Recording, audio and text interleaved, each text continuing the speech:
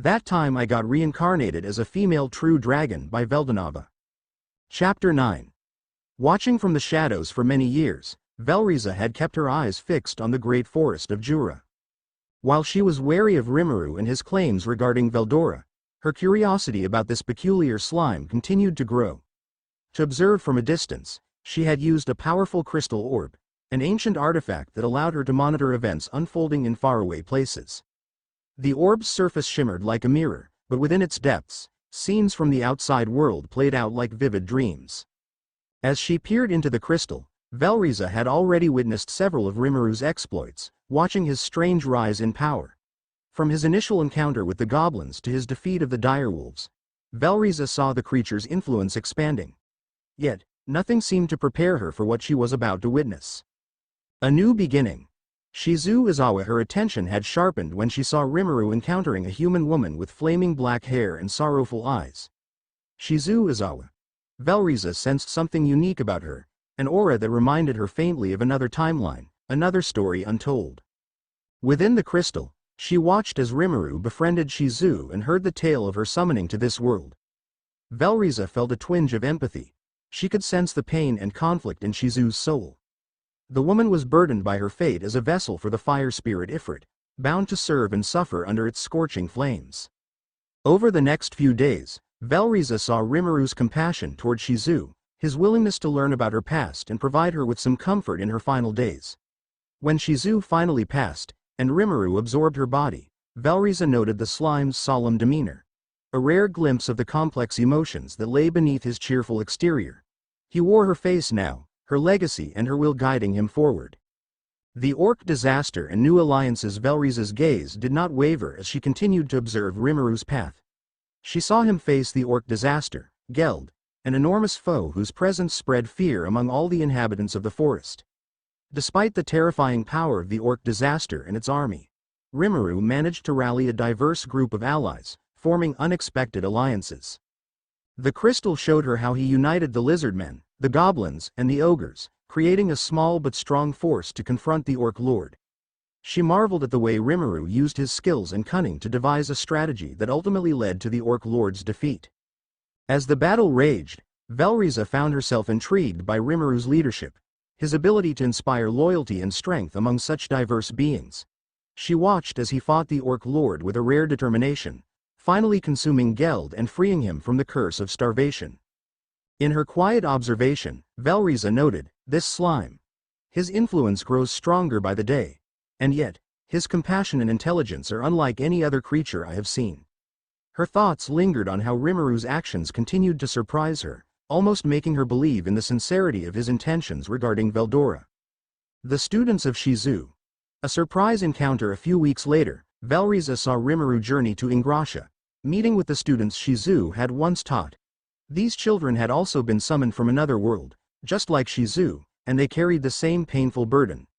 Velriza felt a mixture of intrigue and nostalgia as she watched Rimuru interact with them, trying to help them overcome their unstable magicules. But it was during this encounter that Velriza felt a sudden, jarring shock. As Rimuru got closer to one of the children, a little girl named Chloe Aubert, Velriza's senses picked up something familiar. At first, it was faint, like a whisper in the wind, but as she focused more, she felt a distinct, chilling presence, Chronoa. Her heart pounded as she whispered to herself, Chronoa, how could this be? She watched with bated breath, studying every moment as the little girl interacted with Rimuru. And then, in a flash of light, she saw the spirit of Chronoa, a mere wisp of what she once was, enter Chloe Aubert's body. Velriza's eyes widened. She could hardly believe what she was witnessing. It was as if time had looped back upon itself, bringing old souls into new forms. How could Chronoa's essence be here, in this child? Velriza muttered, her brow furrowing in thought. Does this mean? Is this part of the plan to save Rimuru from a future fate? She felt a knot tighten in her chest, knowing that the presence of Chronoa, in any form, meant that things were far more complicated than they appeared. Chloe was the key to something much larger than Velriza had anticipated. The battle with Hinata Sakaguchi. The orb's view shifted to show Rimuru locked in a fierce battle against a powerful foe. Hinata Sakaguchi, the Holy Knight. Velriza's eyes narrowed as she watched the deadly duel unfold. Hinata, clad in radiant armor, wielded her sword with an aura of unwavering determination and skill that seemed almost otherworldly. She moved with precision and speed, her attacks deadly and calculated. Rimuru, in contrast, fought back with a blend of cunning and creativity, countering Hinata's relentless strikes with surprising agility and magic. But even from afar, Velriza could sense that the battle was not going in Rimuru's favor. Hinata's intent was clear. She wanted to end Rimuru here and now. This woman, Velriza murmured, her voice thoughtful, she bears a hatred that is almost palpable. What is her true purpose? Is it justice, or something more personal? As the battle raged, Velriza felt her pulse quicken. Rimuru was holding his ground, but barely. He was using every trick, every ounce of his strength, to withstand Hinata's onslaught. She could sense the sheer power emanating from both fighters, their clash sending shockwaves through the surrounding landscape.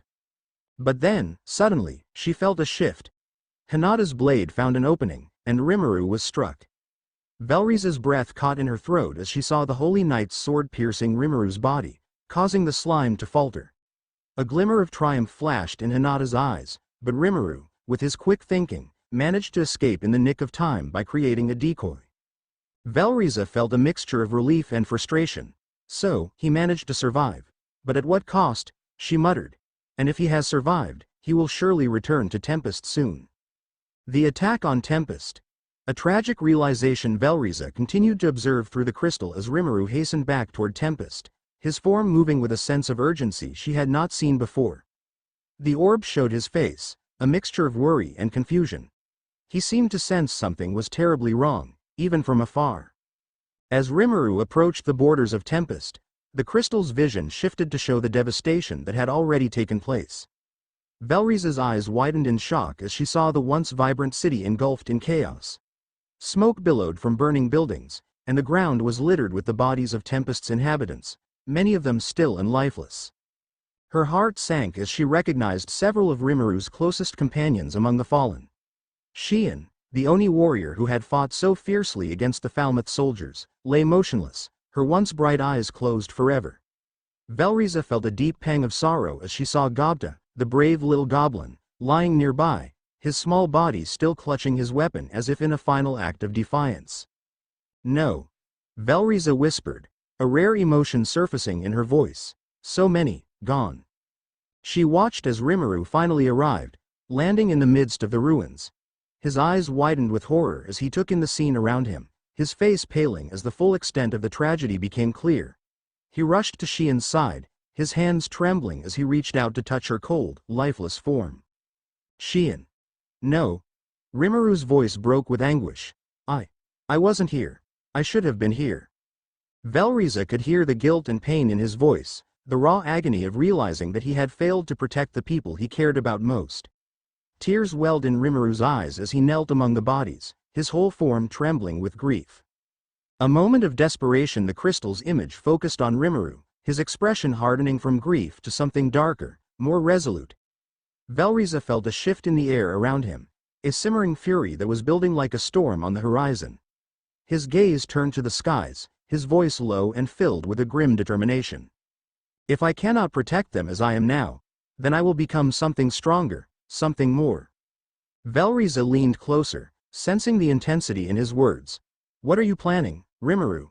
She murmured, curiosity and a touch of apprehension threading her voice. Rimuru stood, his face set with a cold resolve. He turned toward the remnants of his city, his eyes scanning the damage, the pain, the loss that lay before him. Then, with a deep breath, he declared, I will become a demon lord. I will make sure that no one ever dares to harm my people again. Even if I have to sacrifice thousands to make it happen. Velriza's eyes widened slightly. So, this is the path you choose, she whispered. To embrace the power of a demon lord. To walk a darker path for the sake of your people. The birth of a new demon lord through the crystal, Velriza watched as Rimuru summoned his subordinates who had survived the attack.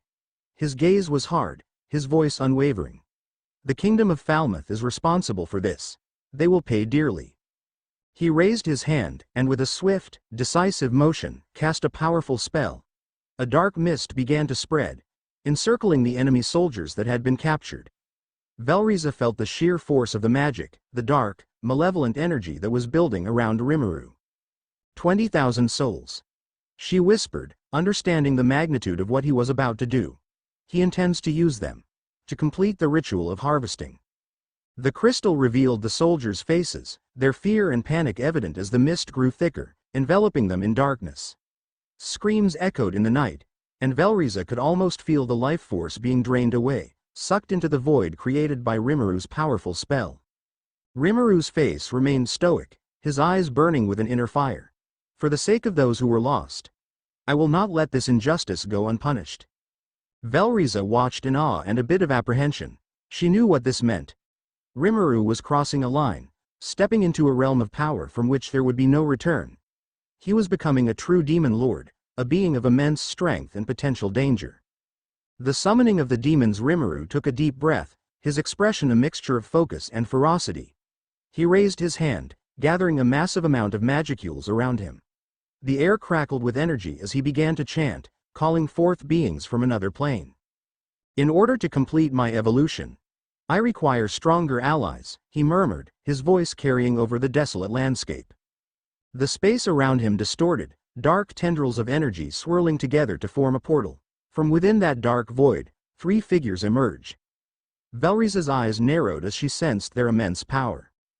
The first was a tall, slender demon with pale skin and black hair, his aura emanating a menacing calm. His presence was chilling, and yet, there was an elegance in the way he carried himself. Velriza recognized him immediately. The primordial Noir, one of the 7 primordial demons, known for his immense power and unfathomable cunning. Next to him, 2 lesser demons materialized, their forms equally imposing, though not quite as overwhelming as Noir's. Each of them exuded a unique aura, dark and fierce, marking them as formidable in their own right. Noir stepped forward, his eyes glinting with interest as he addressed Rimuru. You called, Great One? His voice was smooth and polite, but there was an undercurrent of power in every word. Rimuru nodded, his face expressionless. I have a task for you, Noir, and your companions. Serve me faithfully, and I will give you a name, and perhaps more. Noir's lips curled into a small smile, a flicker of amusement dancing in his eyes. Interesting, he replied. Very well, I accept your offer. What is your command? The harvest festival begins. Velriza watched closely as Rimuru continued his preparations, summoning his inner strength and focusing his energy. She knew what was about to happen next, the harvest festival, the ritual that would solidify his status as a true demon lord. As Rimuru began the ritual, the air around him thickened with a tangible sense of power. Magicules swirled like a storm, coalescing into a dark, shimmering vortex. The ground trembled beneath his feet, and the very sky seemed to pulse in response to the overwhelming energy he was releasing. Velriza could feel the intensity of the ritual even from her distant location. So, he's really going through with it, she murmured, a mixture of awe and concern in her voice. The harvest festival. It's a dangerous gamble, even for one as strong as he is. The magicules around Rimuru intensified, forming a vast sphere of dark energy that encased him completely. The crystal orb's view was momentarily obscured, the sheer power of the ritual blurring the image.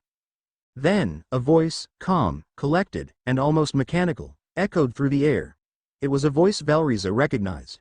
The great sage, Rimuru's innate skill. But something about it was different now, more refined, more intelligent.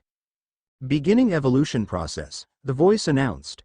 Absorbing surrounding magicules. Upgrading to ultimate skill, Raphael, Lord of Wisdom. Velriza's eyes widened. He's evolving the great sage? Into an ultimate skill? She whispered in disbelief. This is unprecedented. As the evolution continued, Velriza sensed an enormous shift in Rimuru's presence. The magicules surrounding him grew denser, darker, and more potent, forming a swirling vortex that seemed to consume everything around it. The crystal's image stabilized, revealing Rimuru, still encased in the sphere of magicules, his body glowing with an intense, almost blinding light. Acquiring additional ultimate skills. Beelzebub, Lord of Gluttony, and Uriel, Lord of Vows, the voice continued. Velriza watched in awe as the transformation progressed. She could feel the magnitude of the power Rimuru was now wielding, a force that seemed almost limitless. He's gaining not just 1, but 3 ultimate skills. His power will surpass that of most demon lords, she realized. The revival of the fallen with the ritual nearing its climax, the dark sphere around Rimuru shattered like glass, sending waves of magicules rippling through the air.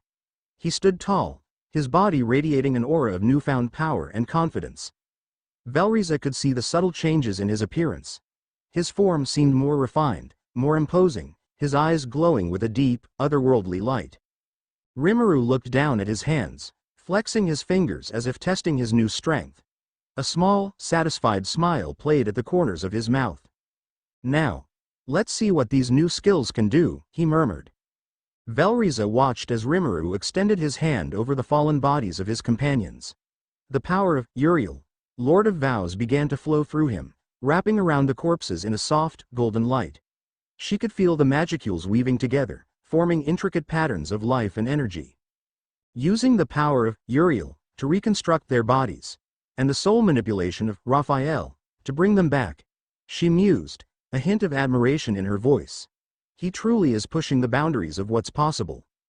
Slowly, the light around the bodies grew brighter. Xian, Gobta, and the others began to stir, their lifeless forms twitching as the magic took hold. Their skin regained color, their eyes fluttering open as if waking from a deep sleep. "Xian!" Rimuru called out, his voice filled with hope and anticipation. Xian's eyes snapped open, and she took a sharp breath, sitting up abruptly. "Rimuru-sama," she murmured, her voice weak but unmistakably alive. Rimuru's face broke into a wide, relieved grin. "Xian, you're back. You're all back." One by one, his companions began to rise, confusion and relief etched on their faces as they realized they had been brought back from the brink of death. A new resolve Velriza continued to observe, her heart filled with conflicting emotions. She was impressed by Rimuru's newfound power and his ability to bring his friends back from death itself. But she was also aware of the consequences that such an action could bring. The path Rimuru had chosen was one of darkness and light, of hope and fear, a path that could lead to great change or untold destruction. Rimuru turned to his subordinates, his face serious once more. "We have been given a second chance. I will not let this happen again.